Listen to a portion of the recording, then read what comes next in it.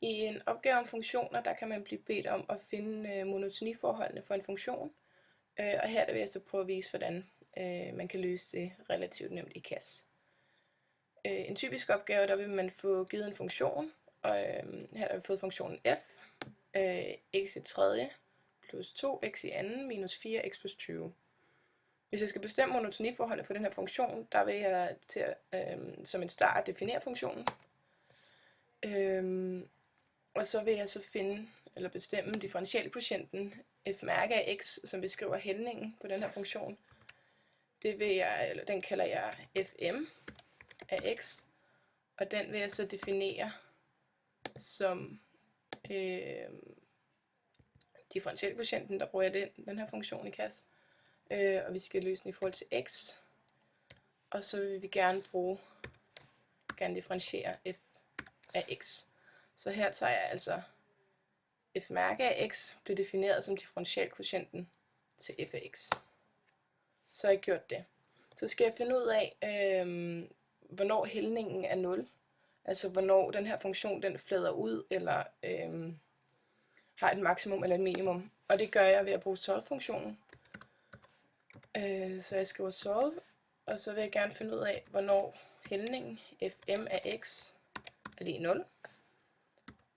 Og der skal jeg så finde ud af, hvornår, så skal jeg så finde x, når hældningen er 0.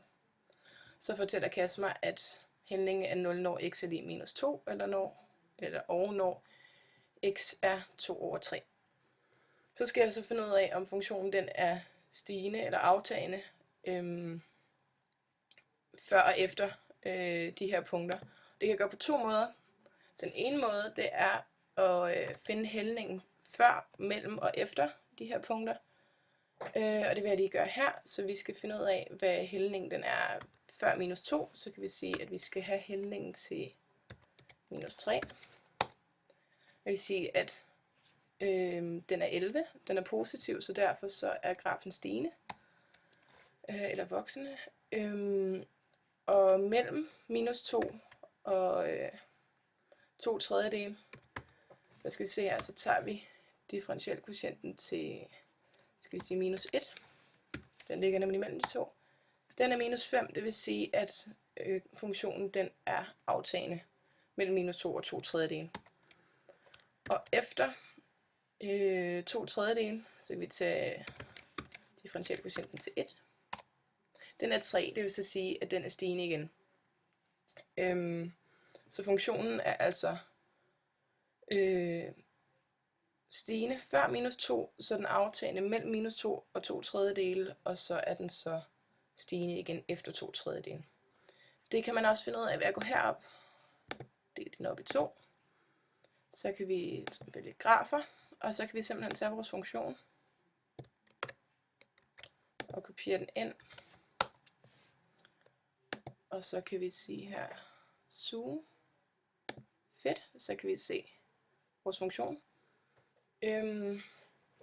Og så kan vi så se her, at ved minus 2, det er her, der før det, der er den stigende, eller voksende, det kan vi se her. Og så kan vi se, at den går nedad mellem minus 2 og 2 tredjedele. Det er lidt svært at se lige på den her, men det går mere nedad end opad, og så er den stigende igen herefter. Så det er en måde, man kan tjekke det på, eller man kan så udregne, der får man så tal på, om den er stigende eller aftagende. Hvis vi skal skrive det her ned, så skal vi også stille nogle intervaller for monotoniforholdene. Så kan vi skrive, at funktionen er voksende i intervallet.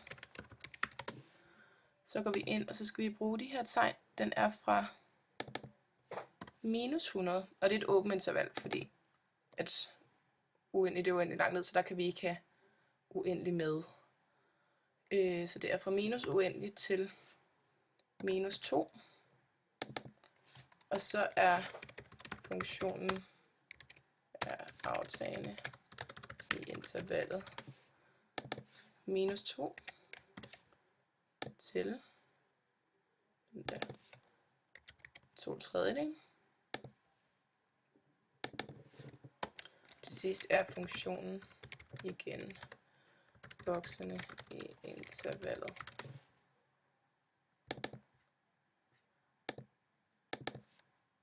2/3 til plus uendelig i et åbent interval. Så her der står der, at funktionen er voksende i intervallet minus uendelig til minus 2, så er funktionen aftagende i intervallet minus 2 til 2/3, og så er funktionen igen voksende i intervallet 2/3 til uendelig. Og sådan her kan man så løse en opgave, der omhandler monotoniforhold.